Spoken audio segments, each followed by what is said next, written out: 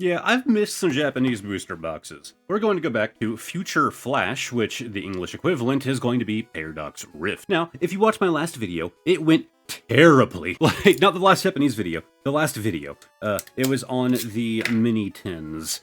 I don't remember how many packs it was. I opened all of the tins, didn't pull anything, spoilers. And started opening even more packs because I was desperate, and my pull luck just didn't improve. So, I had the theory in that video that I'm getting all of my bad luck out of the way now, and so I'm hoping that this one is going to make up for it. Didn't think I would be that excited for a Paradox Rift Japanese equivalent, but here we are. So, of course, we got a bunch of packs inside of this guy. So, we pop that open the flaps, and look at them packs. I accidentally grabbed one. There it be. Got a fat stack of pack. Bam. Then we're gonna say goodbye to my logo. Try and get it, like, relatively centered. Right about there. And let's start ripping open some Future Flash, or Flash Future. What was it called again? Future Flash. Cut.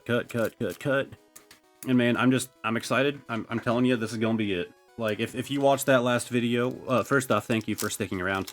But secondly, you'll understand. Honestly, if you're watching this, just go back. Just go back and watch that other one first. Like, this is like watching the second movie, right? Like, you're starting with the second movie, right? This is just the continuation. And look at that. Off the bat, we get the art rare Asparthia.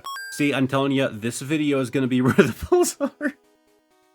So go watch like you have like a story of like the underdog, right? And then they eventually like rise to power or whatever. They kind of like climb their way up, the whole hero's journey thing. So you gotta watch the underdog story first. You gotta go watch that last video. Then you can see the hero emerge. Let's be honest, I'm not gonna pull crap. That Asparthia is gonna be like my best pull.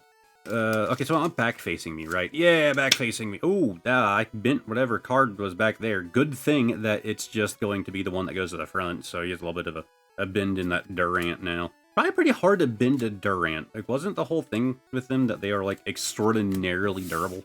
Durant, durable ant. I don't know. Maybe that has something to do with its name.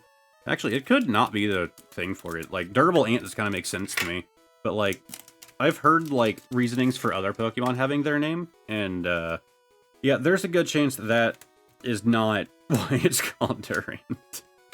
Oh, God. I'm hoping that after that last one, that this is going to be a good pull rate. I mean, it's just Paradox Rift, right? I mean, it's a Japanese version. I have to assume that there are some cards in here that aren't in ours, and the other way around. Japanese sets are usually smaller. You can see down there's only 66 cards in this set before you reach the secret rares, at least. But Japanese sets are always smaller, to my knowledge, than the English counterpart. That's why our sets are kind of like an amalgamation of theirs.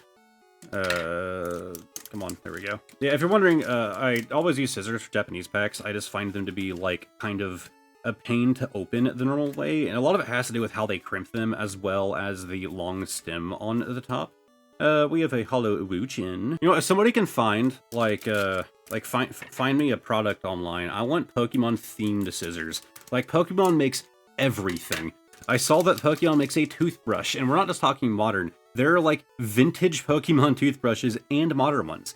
Like, they are still in the dental health game as well. So, like, okay. Surely they are also in the office supplies game, right? In the world of cutting things. So, I need to find me some Pokemon scissors. Maybe I'll do some look around after this so I can have something fitting to cut these open with. To be fair, I'll just end up losing them. Why did I start to look at it? I'm using those purple ones since I lost my normal scissors that I use for these. We have the Hollow Milotic. Very nice looking card. Milotic isn't even like a super favorite of mine, but when it comes to like the TCG, they tend to have some very good looking cards. It's the same thing as Zeraora. Like, I've mentioned that before. I want to collect all of the Zeraora cards, because I already have some of the most valuable ones, luckily, because of, getting lucky while pulling. I actually have the highest valued card for that collection, so I just need to start collecting them. In the games, not really a favorite. Hey, we have the ice cream. Would you like some ice? Is that Vanillux or Vanillish, right? Like, Vanillish is the 2 and Vanillux is the 1? I don't remember. It is ice cream, though. Also, I like that the energies kind of make that ice cream look like it also has eyes, like this where they happen to line up. I like that. That's even if that is supposed to be ice cream. I don't know what it's supposed to be. Are we gonna get like a Mimikyu, but it's just mimicking Vanillux? I'm down. I want a Mimikyu for every Pokemon. I want Mimikyu to branch out. Like, he has his eyes just... it has its eyes set on Pikachu way too firmly. I want them to branch out and see the wider world around them. All of the other Pokemon that it can poorly copy. Doo-ba-doo-ba-doo. I mean, the whole lore behind it is that it disguises itself as Pikachu because, like, God, what even was it? Like, it thinks it's ugly or something along those lines. But it disguises itself as a Pikachu because Pikachu is, like, adored by people. And it, like, finds, like, Pikachu, like, merchandise and steals it and uses it to cover itself up. And I would imagine that, you know, part of the reason that it would pick Pikachu is because it's going to have the most merchandise. I'm throwing these scissors around. I just couldn't quite grab them. That's why I need the Pokemon scissors, man. I'm telling you. It's going to be the highest quality possible scissors you can buy if you just get them from the Pokemon Company. Too bad they'll be out of stock and you can only pay a scalper for them at 6 times MSRP. But you will get some scissors. I like seeing people that are like going off to other TCGs. They're like, well, Pokemon is dead. Like, I can't possibly afford anything. I'm going back to Magic the Gathering. I kind of did the opposite. I was always into Pokemon, but there was a period of time, about a year and a half or so, where I did Magic, went to some tournaments. It was with a buddy of mine who was super into it. Like, he was nuts for Magic the Gathering. Like, I swear that dude only had a job so he could afford cards. Which, to be fair, if you're in my audience, there's a chance that you're in a similar boat. But, to be fair, it was kind of forceful. Like, it was kind of like, hey, you're going with me. Like, that dude, like, really wanted some of his, like, close friends to, like, start playing with him. And I'm like, I'm not gonna say no. It's the same reason that I played League of Legends, even though I hated every minute of it. I do not do MOBAs. The only MOBA I actually, like, somewhat enjoyed was Smite. But I played League. I played it off and on for about 2-3 years. I never enjoyed it. Like, it was never something that I played alone, because I would play it alone in my free time if I enjoyed playing it.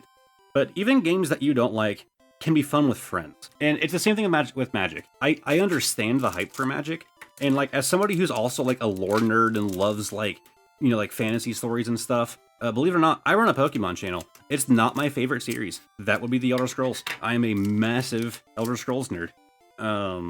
Like, I watch lore videos as my primary form of entertainment. But, I definitely see that appeal. We have the AG Slash, right? No? Yes? Something? I don't know. We have a sword as an EX. It's not too bad looking. I'm down for it. But, like, I definitely understand the appeal of Magic. Don't get me wrong. I'm not judging anybody who's into it. It just wasn't for me. Like, I had my fun with it. I ran like a heavy token deck at one point. It was like it was a red something. I don't even remember now. And then, because I just love doing tokens. I remember my buddy even telling me at the time, like, hey, that's really not that meta. I was able to beat, like, a deck that he was running, but it wasn't really, like, his primary deck anyways. Like, at that point in time. And, he's like, yeah, like, you know, you kind of had, like, an advantage there. He's like, but, you know, against, like, the current decks, it's not really meta. And I'm like, yeah, but I like it. And I did not do well. Shocking. And, I eventually ran, like, it was a Jace deck, and at that time, hey, we also have a Terria EX. Nice looking little blue bird. I actually don't think I have this one in English, so happy to have it as, like, a basic EX. Surely I have it in English, right? Like, surely I have to. But yeah, at the time, that Jace card was, like, very valuable, and it was, like, very much needed for that deck. And I was kind of, like, rebuilding, like, a blue deck at the time. I don't think it was mono blue, but I can't... It's been so long. But somebody at the card store that we were at pulled that Jace, and he immediately stuck the card in his pocket. Now, I get it, he's a bit younger, but he was still, like, a teenager. So were we. Like, why are you putting that in your pocket? It's, like, an extremely valuable card. And so my buddy was like, oh, hell no. I am going to give him whatever he wants to trade, like the trade for it. Like, I'm not letting that card get beat up. He ended up like kind of getting screwed on the deal because like the kid saw like how desperate my buddy was like to get that card. What I didn't know at the time is that my buddy was actually being extremely nice. He wasn't doing that to get the card for himself. He was doing it to give it to me so I could build out my deck. So that was an extremely nice thing to do. And yeah, I ran a Jace deck for a little while with that card. And then he eventually went off, did like military and yada yada, and I still have my Magic collection. I'm sad to say I got rid of the Jace card. I should have kept it, and like to this day, I still feel bad about it. He probably doesn't even remember this story. Like, if I had to guess, he doesn't even remember.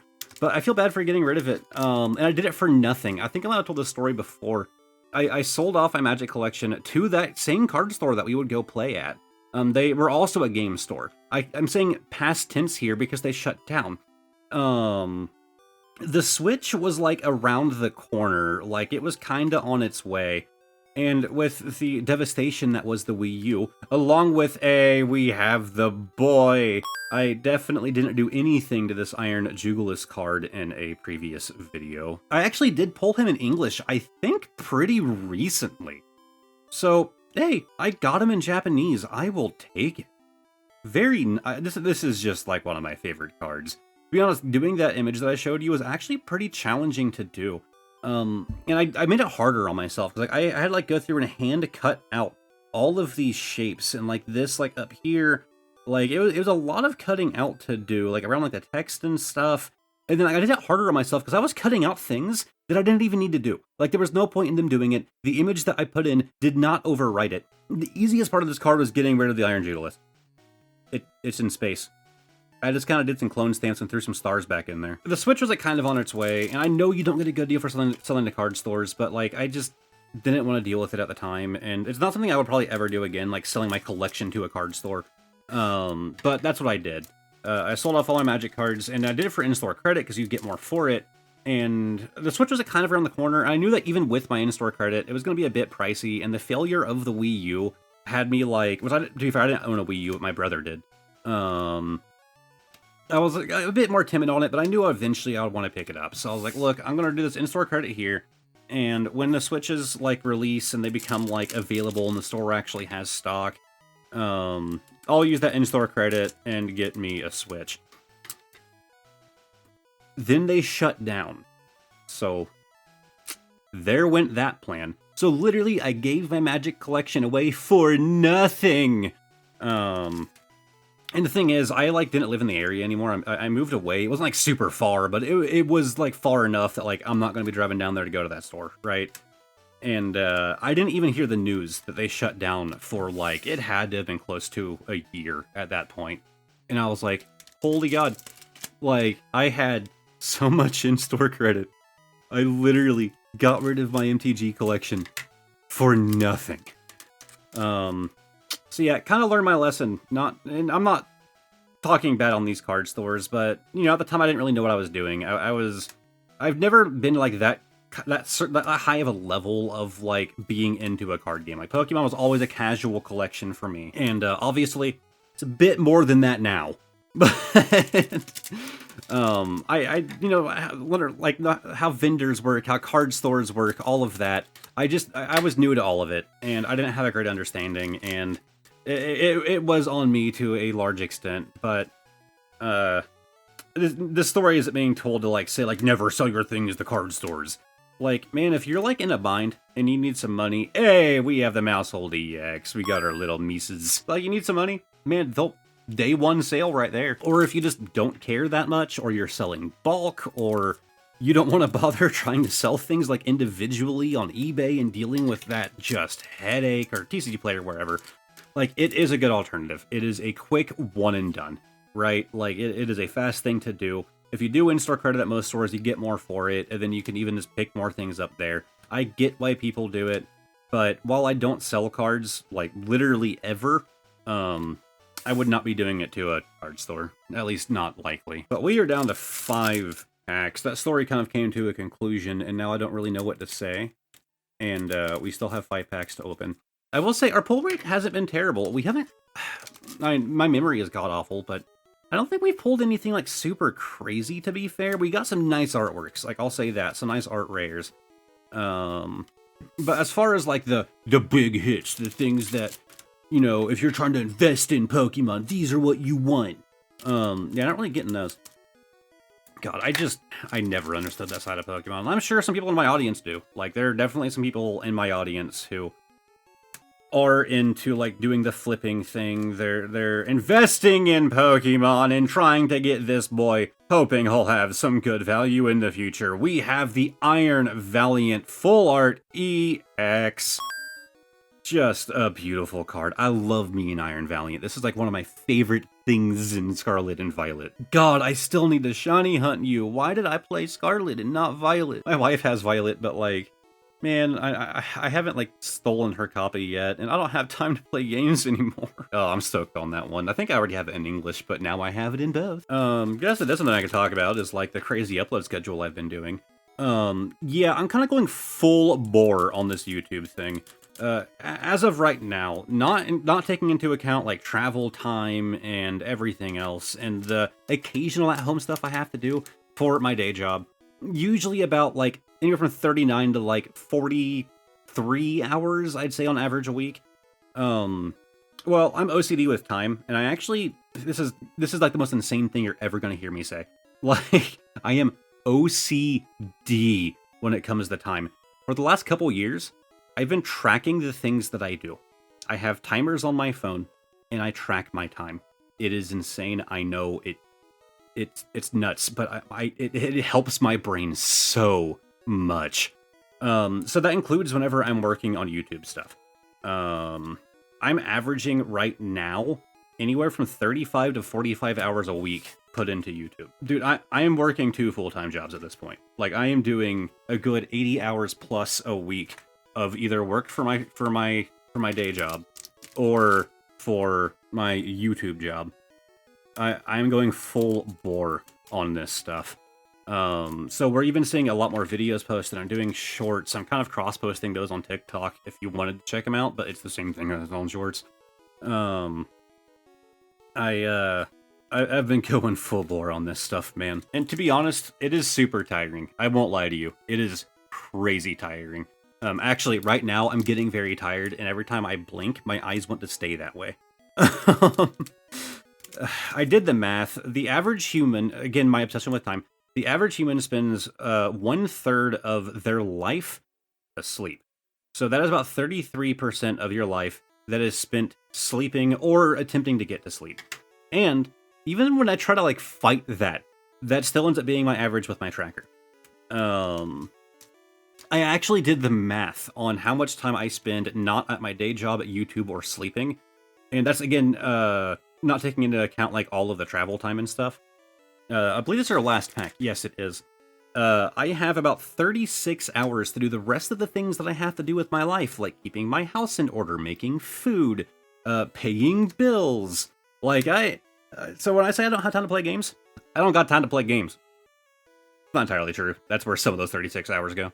But we have the Iron Valiant EX. Not quite as hyped as the other one, but I am super happy to get them both in the same box. Like, it's fitting. And our stack of cards. But yeah, I posted a thing in the Discord about it. Like, if you're a viewer of my channel, you'll likely know. First off, bonus card of the day, explanation down there. We're playing Guess the Year, as always. Wow, that's a bit older. We have a bit of a beat up card here. I'm refusing to sacrifice my quality, whatever quality you could call this. I'm refusing to sacrifice it for the sake of just getting out more videos. That's why I'm putting in a lot more time. Okay, I thought that was a number sign. No, that's a dollar sign. So whatever this was, I only paid $2 for it. To be fair, in the condition it is, that's probably a fair price. When the price pulls up for this card, I'm just doing it at the TCG player, like, near mint rate. That's how I price every one of my cards. So take into account, this card's a bit more beat up. I think it's near mint. I just do whatever the default is on there, and usually none of them are even checked. I think it's like an average of them, based on the number of cards that have been sold. But anyways, there's a dirt mark on there. We have some whitening on the corners. The whole card's a bit faded. This boy has got to be older. How far? Do I want to go, like, really far back? I'm afraid to go too far. I'm gonna go like 2008. Oh, I was so close. 2006. We have the electric delta species Pharaoh. I hear it pronounced both ways. I guess Pharaoh just, you know, is more of an Egyptian thing, so I guess Pharaoh is more correct. Yeah, of course it has the Pokepower Delta sign. God, I love Delta species. You can see how I paid $2 for it. It's kind of beat up, and it's just like a basic... I mean, it is a rare, to be fair, but it's just a Delta species. But it's one that I didn't have, and I'm very excited to just continue to add on to my Delta species collection. They brought back the Pokemon, like the trainer-owned Pokemon.